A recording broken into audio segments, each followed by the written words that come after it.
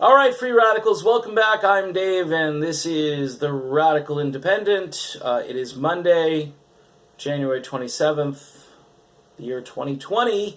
I want to talk about bad news in the sense that Tulsi Gabbard is, again, up against a system that's totally corrupt, a party that isn't really a party. It's a corporation with CEOs and big donors and infrastructure, and Tom Perez, who's out there appointing neoliberals like John Podesta to high places within the organization to help with, the super delegate tally or whatever it is these guys are going to do to make sure that anybody who runs counter to a narrative that both parties create, and that narrative contains war. Okay, I know this is a difficult topic for a lot of people because there are people that have been brainwashed to think that every time the United States does something around the world that we're doing humanitarian work. We're doing it for the good of the rest of the world, and we, as the United States, we know better than everyone else.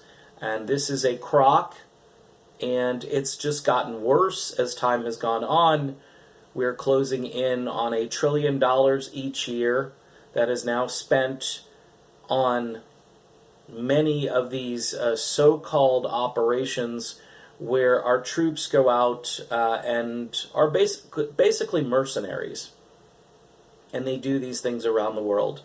And the media, they debate it a little bit, but for the most part they go along with it. They go along even with Donald Trump. When he wants to do things, the media that supposedly hates Trump. So let me get to the point about the bad news for Tulsi Gabbard.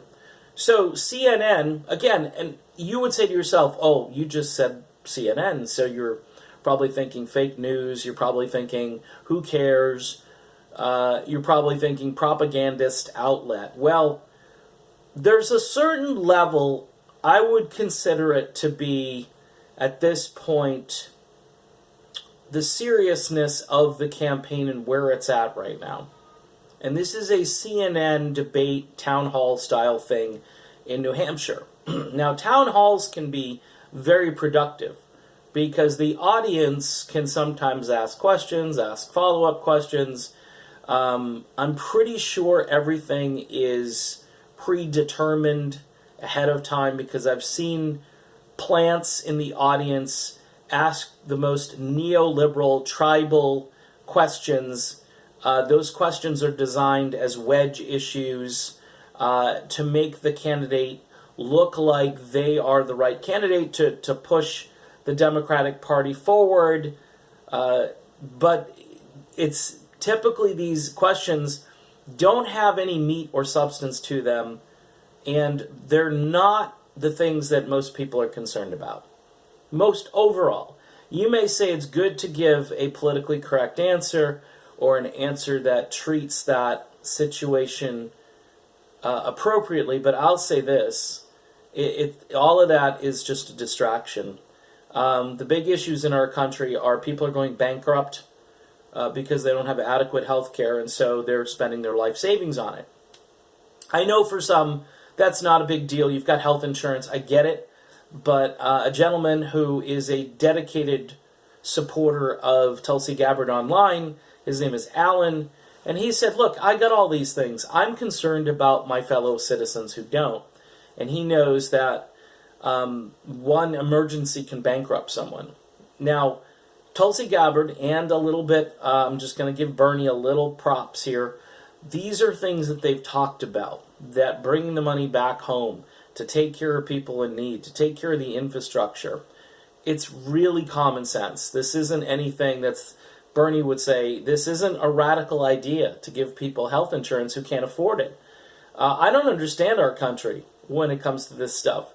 We can dole out all kinds of tax breaks for millionaires and billionaires, and the wealthiest people among us continue to get wealthier because of the way the economy is structured. But yet we don't have any money just to trickle down, because this is supposed to be like a trickle down thing, None of the money ever trickles down to the people that need it the most. So anyway, Tulsi Gabbard is not going to be at this CNN event, but Deval Patrick is. Now, this has been out for a couple of days. People have been sending me messages. I think there are a lot of you probably are worried about me that I'm not really participating and doing videos as much. Quite honestly, this weekend I was doing more of my music-oriented stuff. Went to see a show on Friday night, and, you know, I hate to say it, but my music channel is kind of booming, and the stuff I do over there seems to resonate with a lot of people, where the stuff I do over here, either people are doing it better than me, or I'm not faux optimistic enough for a lot of people. I am definitely a little bit weary because I see the needless infighting right now between Tulsi and Bernie supporters. And yeah, it goes both ways, but there are a lot of people out there who are basically emphasizing these things rather than worrying about their own candidate and how they're doing. And quite honestly, the thing they should be most concerned about is, think of it this way. If you drive a highway each day and you see a car wreck each day and you're looking back, and every single day it's a dangerous road to drive on, and it's in the news media, there are car wrecks every day, but yet you continue to drive that road. Wouldn't you make some kind of change? Like, you would say to yourself, maybe I shouldn't drive, we can't drive down this road because the results are never good, and we could be the victims of an accident or a crash. People don't look at the DNC that way. There's some people who are woke to the fact, and I hate to use that word, they do see it that way. They see it as corruption and so forth, but they don't look at the systemic problem. That what they do is that we can overcome. We can overcome. There's a way, ballot access. Today I'm kind of confused about why this wasn't determined last year. People have to scrounge for signatures now, and other candidates are having to do it as well. I'm just concerned that I thought if you had the support level that you have, we make this process as difficult for candidates, and especially candidates like Tulsi and Andrew Yang and maybe even Bernie, I don't know, but we make it difficult for these candidates to get on the ballot. And this is not the way a democracy should work. Now, do I think anybody should get on the ballot? I don't know. It depends. It depends. I mean, you can't just buy your way onto the ballot, although I'm sure Mike Bloomberg and Tom Steyer aren't going to have any problems with this. And this speaks to the larger problem of the road we're traveling on. The road is corrupt. The road is bad. And that would be the DNC, by the way, if you didn't pick up this dumb analogy a couple of minutes ago. And I've been preaching on this since June of last year, that you need a way around, and I can't say third way because that sounds like I'm trying to be a centrist, neoliberal, and that's not what I'm trying to say. I'm saying that the two-party system is corrupt, it's a duopoly, and you can get that duopoly in all of its glory. You can feel it when Deval Patrick is in a CNN town hall, and Tulsi Gabbard, who in some polls in New Hampshire is right around 6%, which certainly would qualify her for the debates. It should certainly qualify her for a town hall. She's still in the race, and that's the problem. That's the bad news for Tulsi Gabbard, is she's running against an amazing level of corruption, which is right out in the open, and people are, oh, well, we can overcome. Okay, I don't think you can overcome. Look, I'm an independent media guy.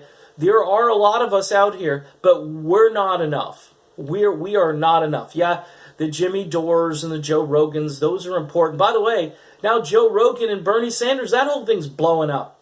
Because Joe Rogan hasn't been all, he said some things about transgenders and so forth, and the woke people are all coming out of the woodwork. And, oh no, how could Bernie accept that endorsement? Well, Bernie will probably come out and condemn the endorsement eventually, because that's what Bernie does. Tulsi probably won't, because Tulsi's got cojones. Tulsi gets an endorsement, and she Yeah, I accept it. I mean, you may not agree with everything Rogan does and says, but he's allowed to have opinions about things. And it's crazy that we're living in an age where opinions become toxic because they don't fall in line with every woke principle of the left. And I mean the hard left, sort of this wedge issue left that wants to scour your brain to see if you have any differences between, their philosophy, which is basically burn everything in sight if it doesn't agree, all right, their philosophy and what the real world presents. And I'm not even going to get into what Rogan was talking about. It's not, if you talk to me, personally, I might agree with Rogan in some of his observations, all right? But it doesn't affect the fact that people can't get health care. It doesn't affect the fact that we've got 800 military bases around the world, and there's no end in sight to the number of wars we can participate in. That's the bad news. And the bad news for Tulsi is that message is going to be, obfuscated, not heard, because you got Deval Patrick, who had like 2 people show up to an event when he first announced. And that's who you're going to go with. Okay. Anyway, that's my take on this. Is it bad news for Tulsi Gabbard? Absolutely, it's bad news. And people need to double down on getting the word out about Tulsi. That's what they need to do. And yes, we need to go around the corporate media. That's what we need to do. I know a lot of people just think we're just going to plow ahead and everything's going to be roses and it's going to be great and optimism and you need to be more optimistic. I'm getting angry at that because it's almost as if people are they're in denial or they don't want to see the road that's up ahead. And again, they want to keep driving on that road. Well, guess what? We need another road to travel on. All right? So that's it. See you soon.